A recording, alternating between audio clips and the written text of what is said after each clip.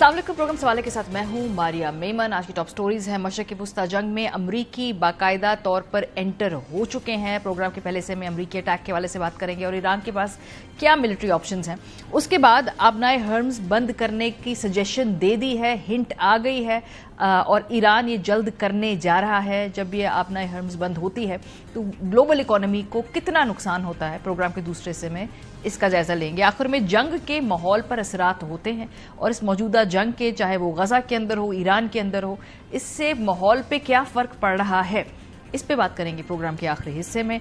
President Trump जो अपनी तमाम इलेक्शन कैंपेन ये कहते रहे कि किसी नई जंग में अमेरिका का हिस्सा बनने नहीं देंगे, अपने ओथ सेरेमनी के 6 माह बाद ही अपनी पहली जंग में बाकायदा तौर पर उतर गए हैं और वो भी अपनी हुकूमत की, अपनी कांग्रेस की मंशा जाने बगैर, अपनी अवाम की मर्जी के खिलाफ इसराइल की ईरान के साथ जंग में वो कूदे हैं। और हमने देखा कि कल 12 घंटों के अंदर जिस तरीके से अमरीकी हमला हुआ है, उसके बाद ईरानी रिटेलिएशन हुई है, ये खित्ता मजीद अब कशीदगी की तरफ इसको धकेला गया है। क्या कहा और किस तरह से अनाउंस किया अमरीकी सदर ट्रंप ने और जवाब में फिर ईरानी मैनेजमेंट ने और उनके जो रजीम ने किस तरह से जवाब दिया, जरा ये देखिए। Iran's key nuclear enrichment facilities have been completely and totally obliterated. There's no military in the world that could have done what we did tonight, not even close.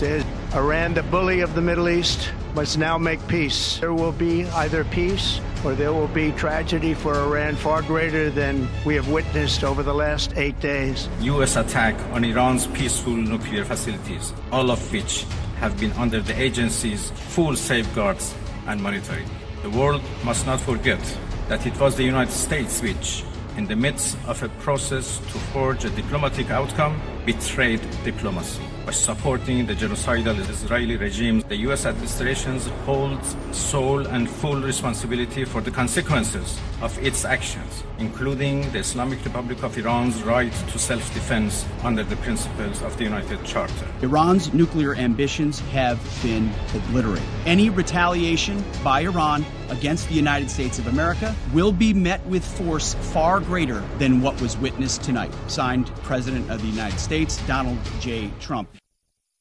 इस हमले की तफसीलात क्या है, अमेरिका क्या क्लेम करता है, जवाबी तौर पे ईरान के दावे क्या है, इसका क्विकली एक जायजा लेते हैं। अमेरिकी मीडिया के मुताबिक अमेरिका ने ईरान में 3 न्यूक्लियर साइट्स पर हमला किया, जिनमें फर्दो, नन्स और इस्फहान न्यूक्लियर साइट्स शामिल हैं। अमेरिकी मीडिया के मुताबिक ईरान के खिलाफ जारी फिजाई कार्रवाई में अमेरिका ने B-2 बमबार तैयारों और 30 से ज्यादा टिम हॉक क्रूज मिसाइल इस्तेमाल किए हैं।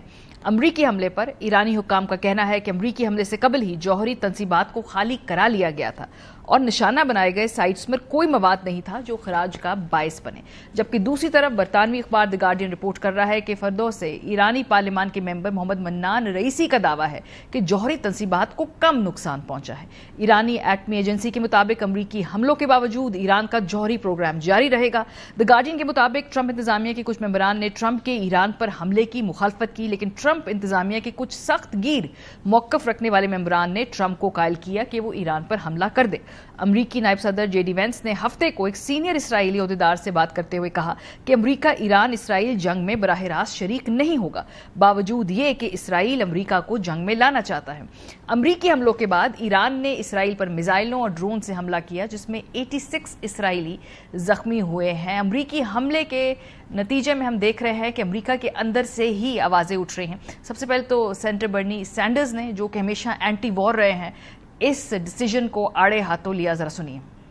And I want to tell you something. Not only is this news that I've just heard this second alarming, that all of you have just heard, but it is so grossly unconstitutional. All of you know.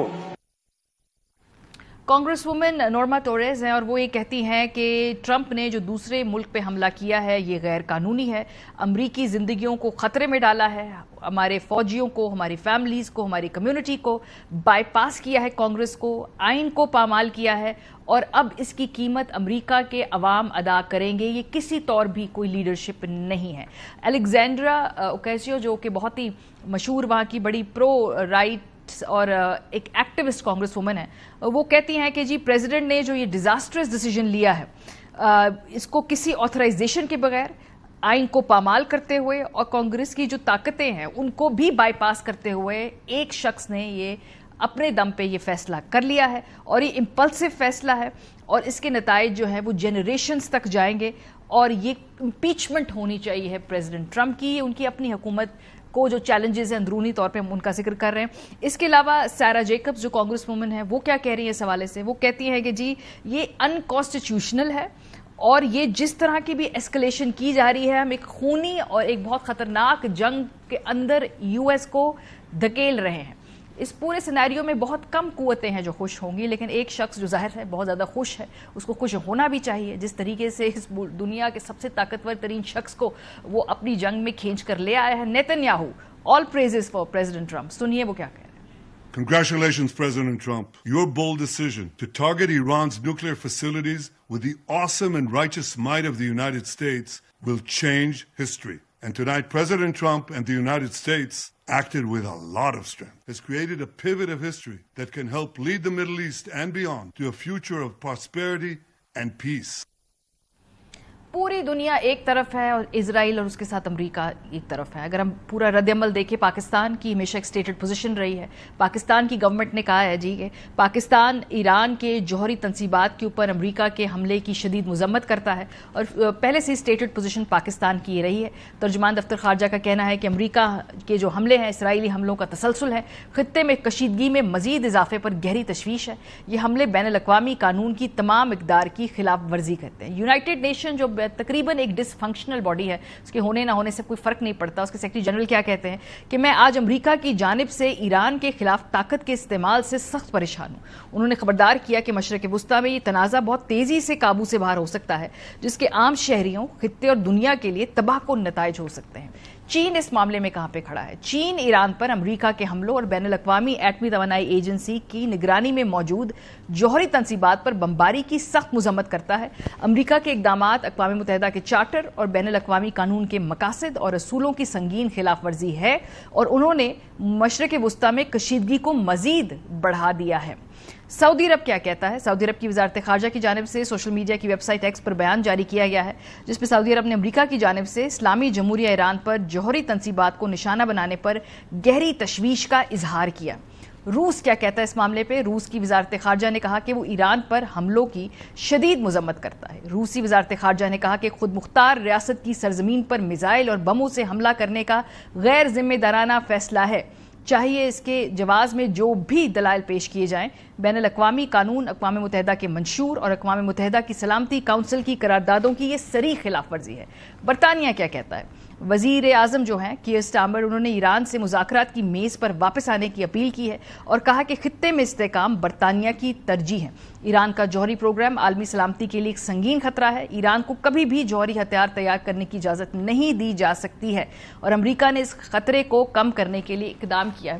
جو ہم نے عراق پہ حملے کے وقت اور اس وقت ایک واضح فرق دیکھا ہے کہ عراق میں جب امریکہ کے ساتھ پوری دنیا موجود تھی, ایک انہوں نے اقوام متحدہ کے فورم کو بھی استعمال کیا, اقوام متحدہ کے لیے اس کو ایک طریقے سے آتھرائز بھی کیا اور پھر عراق کے اوپر حملہ ہوا. اس مرتبہ اقوام متحدہ بھی ان حملوں کا ساتھ دینے کو تیار نہیں ہے. امریکہ کے ساتھ اور اسرائیل کے ساتھ سوائے برطانیہ اور ایک دو اور ملکوں کے کوئی بھی اس وقت سفارتی طور پر نہیں کھڑا ہے. تو بہت مختلف سچویشن ہے اس وقت, کیونکہ ٹرمپ ہمیشہ اپنی کیمپین کے دوران یہ کہتے رہے ہیں کہ بائیڈن نے اتنی جنگیں شروع کی, اوباما نے اتنی جنگیں شروع کی, میں کسی نئی جنگ کا حصہ نہیں بنوں گا. انہی کے وعدے, انہی کی زبانی. We had no wars. 4 years we had no wars. He will start a war. I'm not going to start a war. I'm going to stop wars. اور ہمیشہ جیسے ایک ٹویٹ ہوتی ہے جو بازی سے سامنے آ کر آپ کے موجودہ اقدامات کو منہ چڑھاتی ہے, ایسی ایک ٹویٹ پریزیڈنٹ ٹرمپ کی بھی ہے جس میں وہ کہہ رہے ہیں کہ 2011 میں اوباما کو نشانہ بنا رہے تنقید کا, اور وہ کہہ رہے ہیں کہ اوباما چونکہ اپنی الیکشن کیمپین کو بوسٹ دینا چاہتے ہیں اس وجہ سے وہ ایران پہ حملہ کرنے جا رہے. ٹویٹ بھی ہے لیکن ہم نے آپ کے لیے ایک ساؤنڈ بائٹ بھی ڈھونڈا ہے, وہ جو یہ ہے وہ کہہ رہے ہیں, ذرا سنیے. Our president will start a war with Iran because he has absolutely no ability to negotiate. He's weak and he's ineffective. So the only way he figures that he's going to get reelected, and as sure as you're sitting there, is to start a war with Iran. Now, I'm more militant and more militaristic than the president. I believe in strength. But to start a war in order to get elected, and I believe that's going to happen, would be an programme के पहले से में हमारे साथ मौजूद है doctor Maria Sultan, दिफाई तज्जिया कार हैं, एयर कमांडो रिटायर्ड चिश्ती साहब हैं, ये भी डिफेंस एनालिस्ट है। बहुत शुक्रिया आप दोनों का। मारिया साहब आपसे आगाज़ करती हूँ इसलिए क्योंकि फॉग ऑफ वॉर में बहुत कुछ बातें दोनों तरफ से क्लेम की जाती हैं। अमेरिका क्लेम कर रहा है कि उन्होंने बड़े ही कामयाब तरीके से फिलहाल ईरान के एटमी प्रोग्राम को इतना नुकसान पहुंचाया है कि वो फौरी तौर पे अब इसको दोबारा नहीं रिज्यूम कर पाएंगे। दूसरी तरफ ईरान क्लेम कर रहा है कि हमने पहले ही उन जगहों को इवैक्यूएट कर लिया था और वहां पे कोई इतना मार्जिनल डैमेज नहीं हुआ। तो कहीं बीच में है हकीकत, किसके क्लेम्स में आपको लग रहा है कि इस वक्त ज्यादा ऑथेंटिसिटी है? देखिए, इस वक्त तो ईरानियन क्लेम्स में ज्यादा ऑथेंटिसिटी नजर आ रही है। उसकी 2-3 वजूहात हैं। एक तो ये कि स्ट्राइक्स अमेरिका ने की है, इसमें कोई शक नहीं है, प्रिसिशन स्ट्राइक्स हैं, लेकिन अभी तक हमें कोई रेडियो एक्टिव फॉल आउट वाज़े तौर पे नजर नहीं आ रहा। अगर आपको याद हो कि चेरनोबिल के ऊपर जहां खुद साख्ता एक रेडिएशन लीक थी, उसने पूरे के पूरे शहर को, तकरीबन पूरी फैसिलिटी को जो है एक ग्राउंड जीरो कम कर दी। अच्छा, इसी के बरक्स अभी तक जो IAEA है, उन्होंने जो इंटरनेशनल एटॉमिक एनर्जी एजेंसी है, जो वॉच डॉग है, उनके भी डायरेक्टर जनरल ने कहा है कि अभी तक हमारे पास कोई मतलब फैसिलिटी शायद फॉल आउट है, लेकिन उससे बाहर नहीं। तो इसकी हाल हो सकती, एक तो ये कि हो सकता है कि अमेरिका ने जो प्रिसिशन स्ट्राइक्स की हैं उससे जो एंट्री एग्जिट पॉइंट्स हैं फैसिलिटीज के, वो इफेक्ट हुए हैं। दूसरा ये कि वो एग्जैक्ट प्रिसिशन से उस जगह पे पहुंच नहीं सकें। और ठीक है, मिसाइल्स के पास बहुत प्रिसिशन है, लेकिन जब आप माउंटेनस रेंज में और एक हार्डन फैसिलिटी को हिट करने की कोशिश करते हैं तो वो इन तमाम थ्रेट्स को केटर करती है। इसमें भी कोई शक नहीं है कि B-57 जो है मतलब जो कैलिबर यूज किया गया है वो अर्थ पेनिट्रेटिंग है, लेकिन जो अमेरिकन सदर की तरफ से बयान आया, उन्होंने कहा कि ये कन्वेंशनल वेपन यानी कन्वेंशनल हथियार उन्होंने इस्तेमाल किए, जबकि अगर आपको याद हो जो अफगानिस्तान में उन्होंने इस्तेमाल किया था वो न्यूक्लियर टिप्ड था। जो उसकी इफेक्ट्स थे, जो उसकी चीजें थी, वो थी।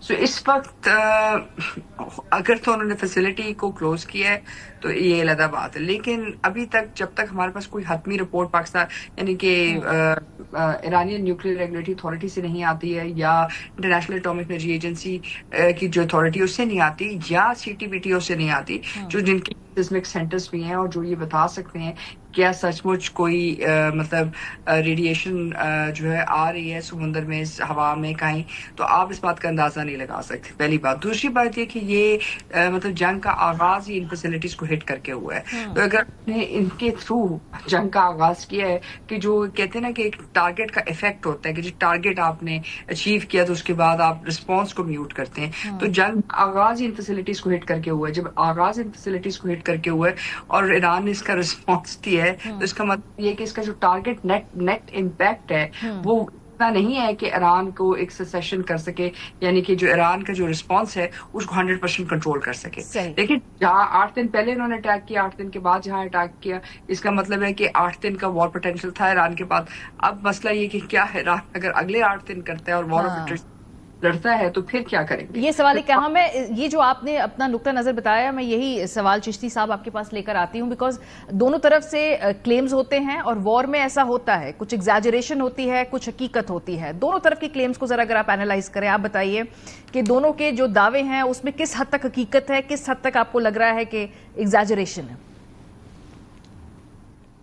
देखिए, इनको मैच करना पड़ेगा जहाजों की कैपेबिलिटी से, कि जो जहाज उन्होंने भेजे all the way from USA उसकी कैपेबिलिटी क्या है, उसको जरा क्विकली मैं कवर कर लेता हूँ, फिर हम बेहतर पोजीशन में होंगे ये समझने के जहाजों की क्या कैपेबिलिटी थी।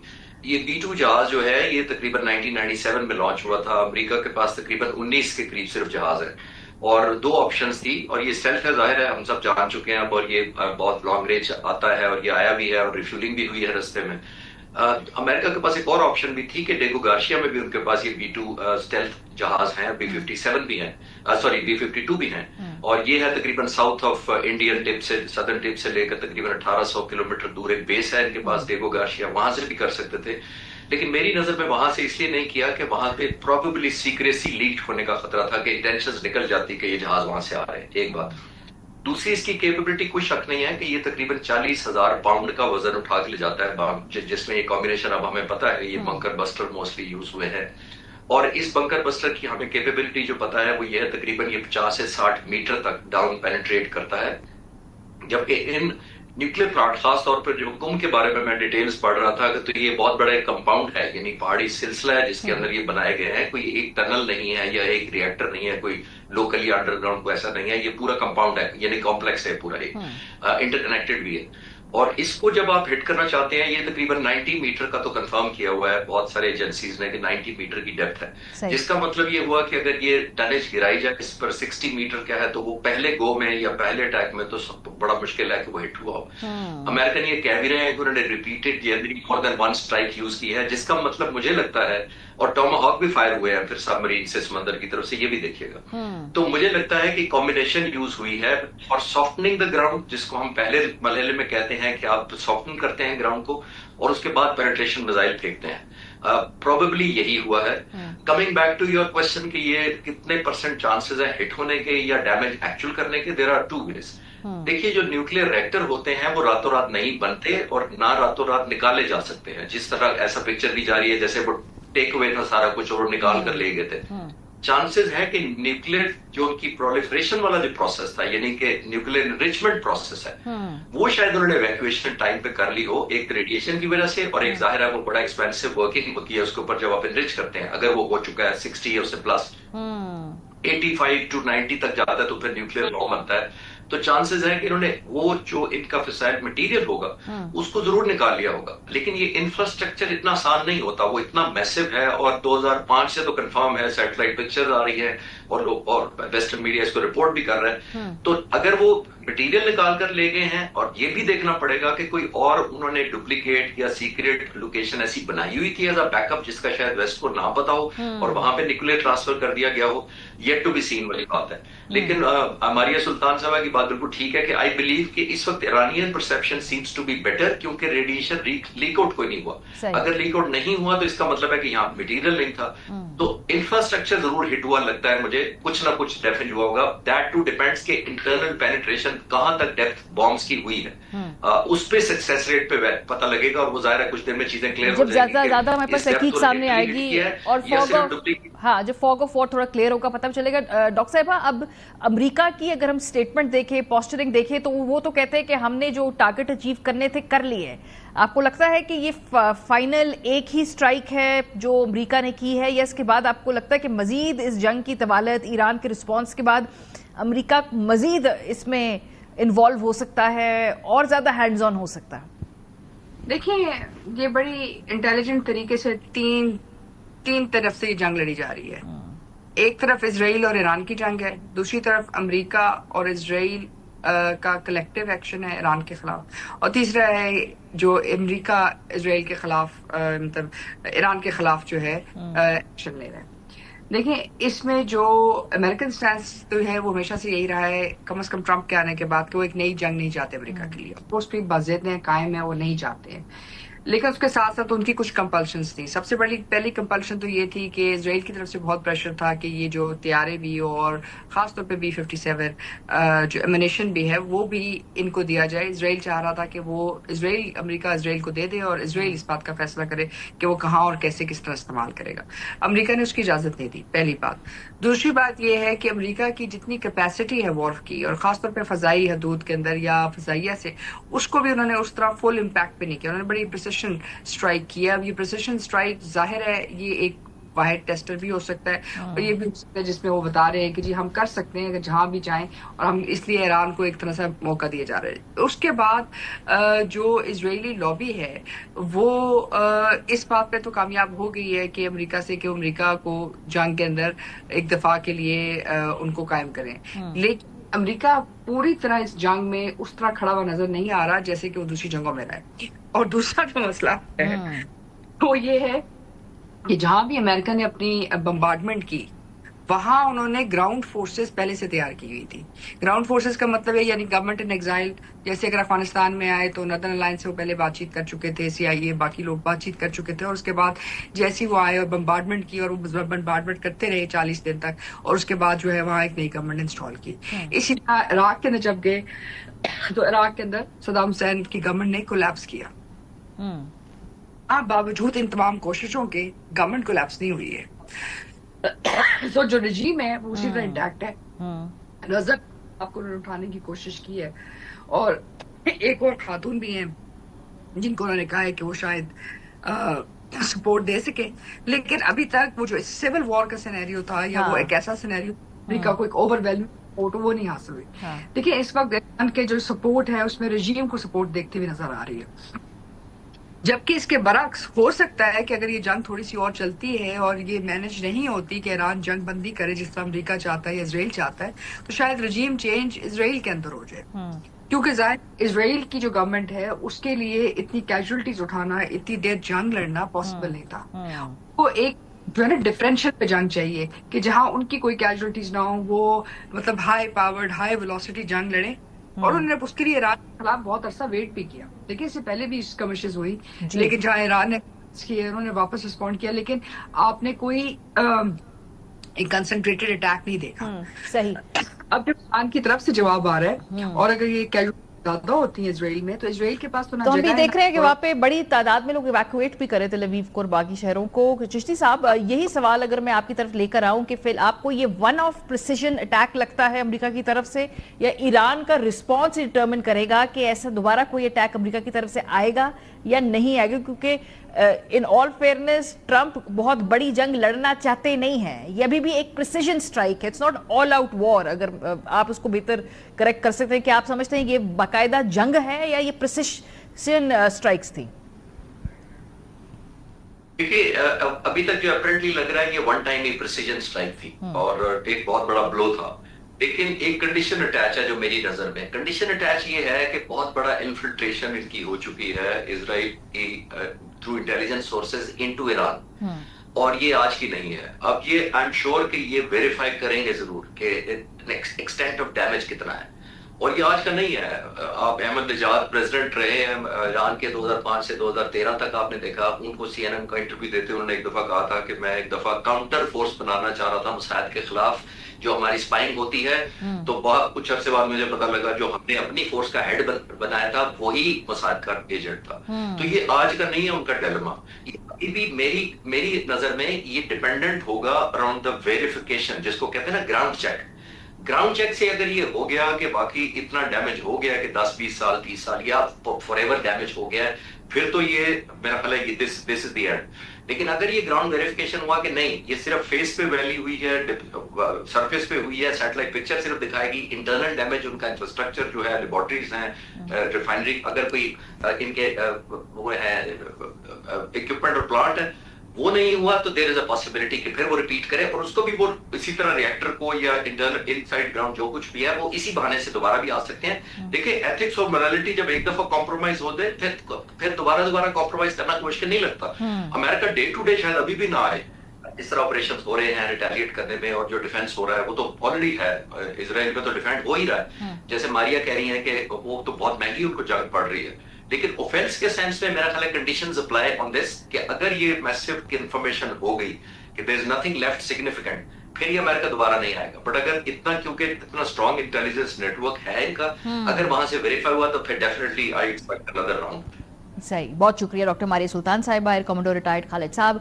दोनों की असेसमेंट यही है कि फिलहाल लगता है कि ये वन ऑफ प्रिसिजन स्ट्राइक है, लेकिन इसका जो आगे इस जंग को किस तरफ जाना है, इसके जो मुख्तलिफ फैक्टर्स है उसमें एक ये भी है कि पहले वो इंटेलिजेंस नेटवर्क से पता करेंगे कि क्या वाकई जो नुकसान वो पहुंचाना चाहते थे ईरान के प्रोग्राम को वो पहुंचा पाए हैं या नहीं। ब्रेक पर जाएंगे, जब वापस आएंगे तो फिर हम कुछ ईरान से अपडेट लेंगे और वहाँ पर उनका पब्लिक सेंटिमेंट जानने की कोशिश करेंगे, और पाकिस्तान के पास डिप्लोमेटिकली क्या ऑप्शंस है इस पर भी बात करेंगे। ब्रेक के बाद हमारे साथ रहिए।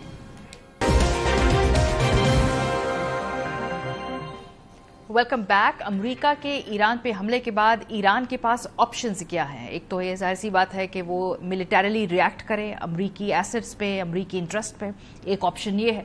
दूसरी ऑप्शन ये है कि वो मईशत के हवाले से कुछ ऐसे इक़दामात लें जिससे पूरी दुनिया को इस वक्त ये पिंच महसूस हो, जैसे कि आबनाए हरम्स को अगर वो बंद कर देता है तो जाहिर सी बात है जो ग्लोबल इकॉनमी है उससे अफेक्ट होगी, और ये तजवीज़ दी गई और ईरान की पार्लियामेंट ने इसको मंजूर कर लिया है। इसका हतमी फैसला वहाँ की सुप्रीम लीडरशिप करेगी।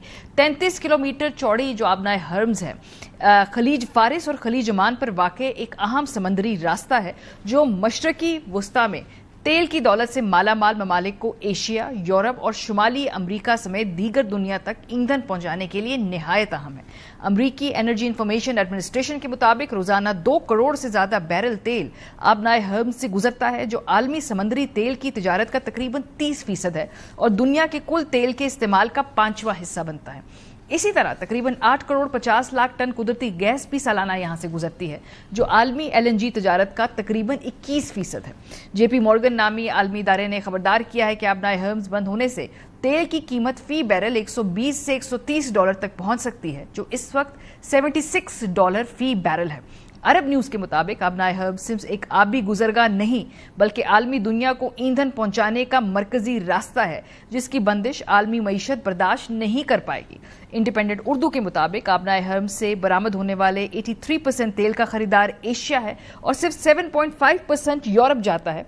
इस तरह कुदरती गैस का 87% एशिया को जाता है। आबनाए हर्म्स की बंदिश से सबसे ज्यादा नुकसान चीन, भारत, जापान और जनूबी कोरिया को होगा। ईरान के लिए आबनाए हर्म्स को बंद करना खुद उसके लिए फायदेमंद नहीं, क्योंकि उसकी ज्यादातर बरामदात और दरामदात इसी रास्ते से गुजरती हैं, जिसमें वो खुराक भी शामिल है जो ईरानी अवाम रोज इस्तेमाल करते हैं। इस वक्त ईरान के पास क्या ऑप्शंस हैं, पाकिस्तान ने डिप्लोमेटिकली इस मामले को देखना है, उसके पास क्या ऑप्शंस हैं। प्रोग्राम के सिलसिले में बात करेंगे। कामरान यूसुफ साहब माहिर बैनुल-अक़वामी अमूर इस्लामाबाद से हमारे साथ हैं। मुर्तज़ा नगरी साहब ईरानी सहाफ़ी हैं, माहिर अमूर मशरिक़ वस्ता हमारे साथ ईरान से हैं। बहुत शुक्रिया आप दोनों का। मुर्तज़ा साहब आपसे आगाज करते हैं। ये जो आबनाए हर्म्स बंद करने की बात है, अभी इसकी फाइनल मंजूरी तो वहां की सुप्रीम लीडरशिप देगी, लेकिन कितनी सीरियसली इसके बारे में सोचा जा रहा है पार्लियामेंट की इस तजवीज के बारे में?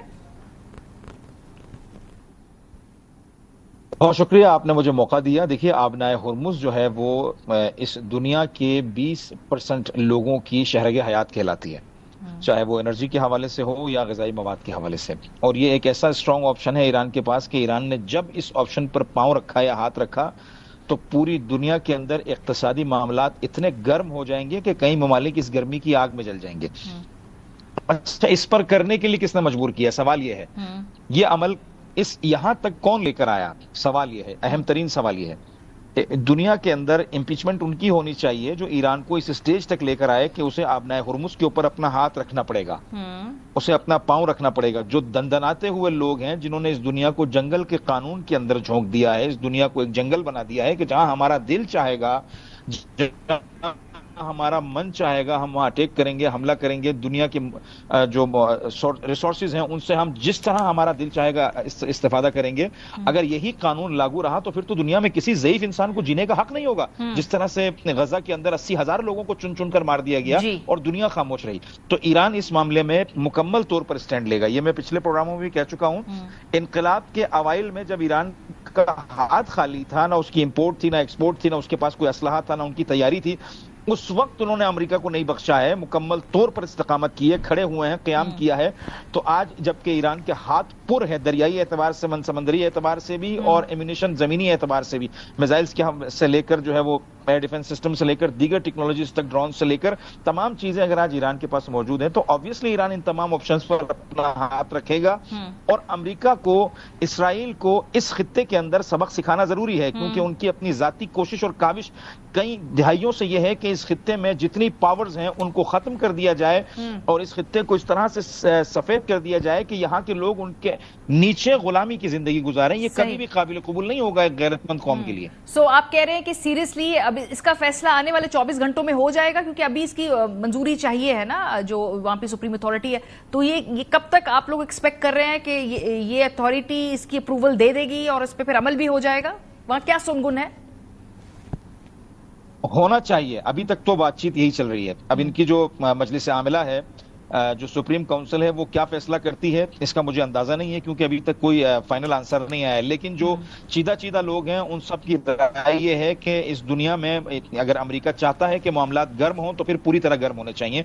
और एक और न्यूज जो आपके पास चल रही होगी, यमन ने जो आबनाए मंदब है उसको ऑलरेडी बंद कर दिया है। उसने अमेरिका और यूरोप की जो ट्रेड है वहां से ममनू करार दे दी है और उसने कहा है कि हमारे लिए आसान टारगेट है, हम टारगेट करेंगे यहां से कोई भी अमेरिकन या यूरोपियन शिप गुजरेगी तो हमारे लिए वो हदफ شروع ہوگا، بالکل ٹھیک ہوگا، لیجیٹیمیٹ ہوگا۔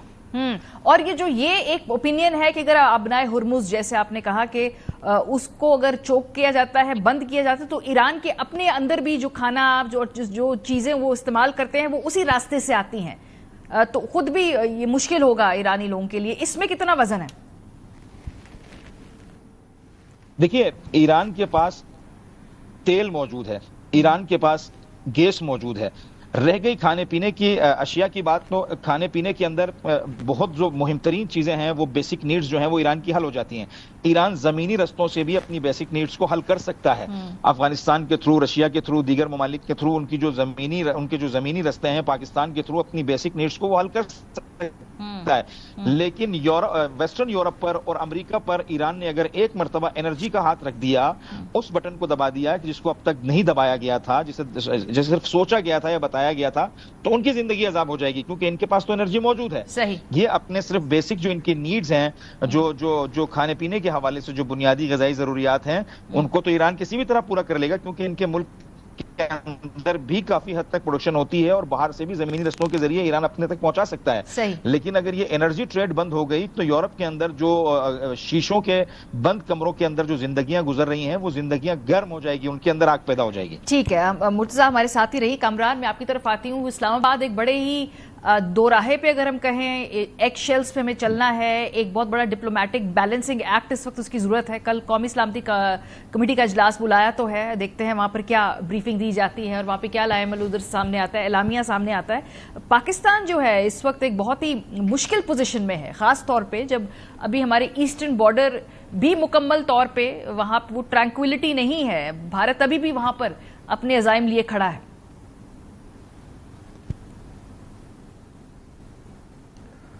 پاکستان کے لیے جو اگر آپ بات کر رہی ہیں، بالکل اس میں کوئی شک نہیں ہے کہ ایک بہت بڑا یہ چیلنج ہے، اور یہ آپ کہہ سکتے ہیں کہ اکثر ہم اپنی جو اسٹریٹجک لوکیشن ہے اس کو بڑا اپریشیٹ کرتے ہیں، لیکن پچھلے 40-50 سالوں کے اندر جو اس ایریا میں، اس ریجن کے اندر ہم نے تنازعات دیکھے ہیں، تو یہ اسٹریٹجک لوکیشن کے بجائے یہ اسٹریٹجک قرض ہمارے لیے بن گیا ہے۔ لیکن اوور آل آئی تھنک ابھی جو پاکستان کی پالیسی بہت کلیئر ہے، آئی تھنک ڈپلومیٹک سطح کے اوپر کھل کر ہم نے پہلے اسرائیل نے جو ایران کے اوپر حملے کیے اس کی مذمت کی، پھر امریکہ نے جو رات گئے کارروائی کی اس کی پاکستان نے کھل کر مذمت کی۔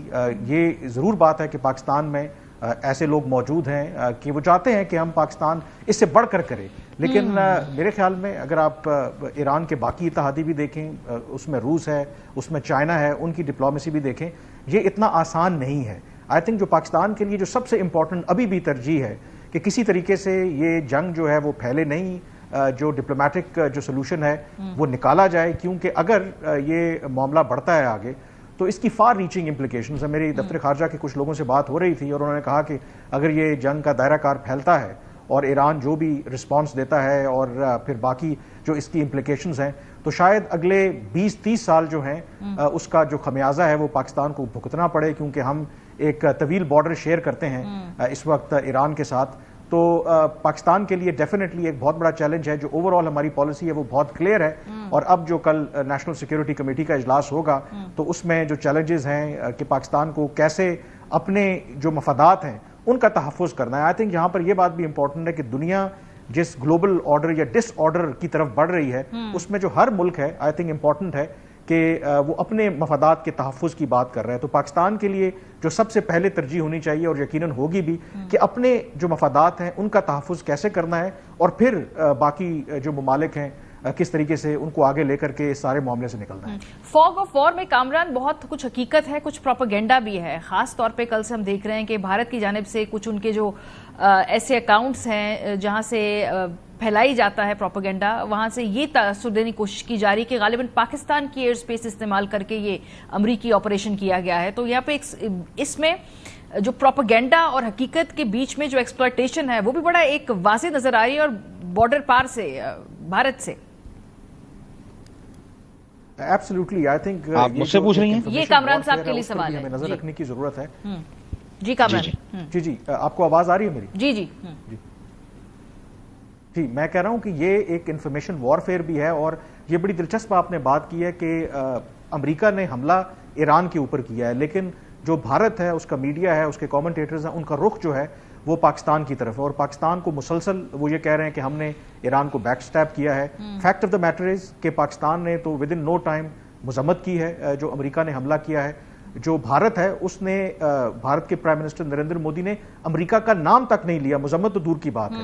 اور دوسری طرف جو آپ یہ بات کر رہی ہیں وہاں پر ایک یہ ڈیبیٹ بھی اب وہ پروموٹ کرنے کی کوشش کر رہے ہیں کہ دیکھیں جس طرح امریکہ اور اسرائیل نے نیوکلیر تنصیبات کے اوپر حملہ کیا ہے ایران کی، ہمارے پاس بھی تو یہ جواز ہے، پاکستان بھی ایک روگ سٹیٹ ہے، ہمیں پاکستان کے اوپر بھی ایسا ہی حملہ کرنا چاہیے.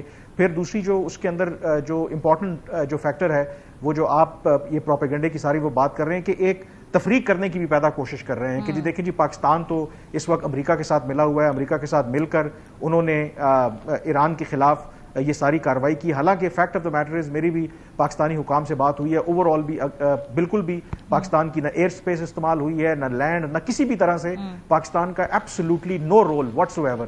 پاکستان کی جو پالیسی بالکل کلیئر رہی، امریکہ سے بھی جو پاکستان کی ڈسکشنز رہیں یہی فوکس رہا کہ اس مسئلے کا صرف اور صرف حل جو ہے وہ بات چیت کے ذریعے ہے. جیسے ابھی بات ہو رہی تھی کہ امپلیکیشنز اس کی کیا ہوں گی اگر اسٹریٹ آف ہرموز کو بند کر دیا جاتا ہے، اس کے جو اکنامک امپلیکیشنز ہیں، پھر اگر ایران جو امریکی انٹرسٹ ہیں اس پورے ریجن کے اندر ان کو وہ نشانہ بناتے ہیں. اینڈ ڈونٹ فورگیٹ کہ ایران کی ایک تاریخ رہی ہے کہ وہ ڈفرینٹ گروپس کے ذریعے جو پراکسی وار ہے وہ بھی لڑتا ہے. اگر وہ جو گروپس ہیں وہ ری ایکٹیویٹ ہو گئے اور پھر جو لون ولف اٹیکس ہیں ایون یورپ کے اندر بیکاز آف یہ اسرائیل اور امریکہ کی جو بربریت ہے ایران کے خلاف، تو اس کی کیا امپلیکیشنز ہوں گی. تو کلیئرلی کہا یہ جا رہا ہے کہ ہم ایک اس رستے پر ہیں جس رستے پر پہلے کوئی نہیں چلا اور آگے منزل کا کسی کو پتہ نہیں ہے کہ کھائی ہے یا سمندر ہے. جو زیادہ خوفناک بات ہے، جو زیادہ خوفناک بات ہے. بہت شکریہ کامران یوسف. مرتضیٰ نگری ہمارے ساتھ موجود تھے. جب واپس آئیں گے، ہر جنگ کا ماحولیاتی تبدیلی کے اوپر فرق پڑتا ہے، اثر پڑتا ہے. اس موجودہ جنگ نے ماحول کو کس طرح سے متاثر کیا ہے، بریک کے بعد پہ بات کریں گے. ہمارے ساتھ رہیے. Welcome back. 2025 میں تمام اقوام نے مل کر ماحولیاتی تبدیلی کے خلاف لڑنا تھا، لیکن لگتا ہے کہ اس دنیا پر جنگیں مسلط کر کے یہ ماحولیاتی تبدیلی کو مزید ایسکلیٹ کر رہے ہیں. ایک آرٹیکل چھپا ہے جی voice.pk میں، محمد جنید صاحب نے آرٹیکل لکھا ہے اور اس آرٹیکل کے مطابق جنگیں نہ صرف فوری طور پر تباہی کا باعث بنتی ہیں بلکہ ماحولیاتی نظام کو بھی نقصان پہنچاتی ہیں، قدرتی وسائل کو ختم کرتی ہیں، ماحول کو آلودہ کرتی ہیں اور آنے والی نسلوں کے لیے کرۂ ارض کی صحت کے لیے طویل مدتی خطرات کا باعث بنتی ہیں. صرف 2023 میں عالمی سطح پر 170 سے زیادہ مسلح تنازعات ریکارڈ کیے گئے ہیں. اقوام متحدہ کی پناہ گزین ایجنسی کے مطابق جنگ، تشدد اور ظلم و ستم کی وجہ سے جبری طور پر بے گھر ہونے والے لوگوں کی تعداد 2025 تک 122 ملین سے تجاوز کر گئی ہے، جو کہ حالیہ تاریخ میں ایک بے مثال تعداد ہے. ایشیا بدامنی کا ایک فلیش پوائنٹ بنا ہوا ہے. جنیوا اکیڈمی کے ایک مطالعے میں بتایا گیا کہ خطہ اس وقت 19 بین الاقوامی مسلح تنازعات کا تھیٹر ہے. فوجیں فوسل فیول کے دنیا کے سب سے بڑے صارفین میں سے ایک ہیں، جس کے نتیجے میں کافی کاربن فٹ پرنٹ ہوتا ہے. ماہرین کا کہنا ہے کہ وہ عالمی اخراج کے تقریباً 5.5% کے ذمہ دار ہیں. 7 اکتوبر 2023 سے اسرائیل کی مسلسل بمباری اور فوجی کارروائیوں نے غزہ کے زمین کی تزئین کے وسیع علاقوں کو تباہ کر دیا ہے، جس میں اس کی 2/3 کھیتی بھی شامل ہے، ایک ایسے خطے میں جو پہلے ہی شدید انسانی دباؤ کا سامنا کر رہا ہے. پراگ میں قائم تنظیم کیریٹس کی ایک تحقیق میں پتہ چلا ہے کہ 20 آب و ہوا کے خطرے سے دوچار ممالک جو پورے سال میں گرین ہاؤس گیس پیدا کرتے ہیں، اس سے زیادہ غزہ تنازع نے صرف ابتدائی چند مہینوں میں گرین ہاؤس گیسوں کا اخراج پیدا کیا ہے. سیٹلائٹ کی تصاویر سے پتہ چلتا ہے کہ غزہ کے تقریباً 80% درخت ختم ہو چکے ہیں. اس کے علاوہ اہم گیلی زمینیں، ریت کے ٹیلے، ساحلی پانی اور علاقے کا واحد اہم دریا وادی غزہ سبھی کو بڑے پیمانے پر نقصان پہنچا ہے. ماہرین کا خیال ہے کہ اگر ایران اور اسرائیل کے درمیان حالیہ فوجی تصادم میں اضافہ ہوتا رہا تو اس کے سنگین ماحولیاتی نتائج برآمد ہونے کا خطرہ بھی ہے. پروگرام کا وقت ختم ہو گیا. اپنا فیڈ بیک دینا مت بھولیے گا. خیال رکھیے. خدا حافظ.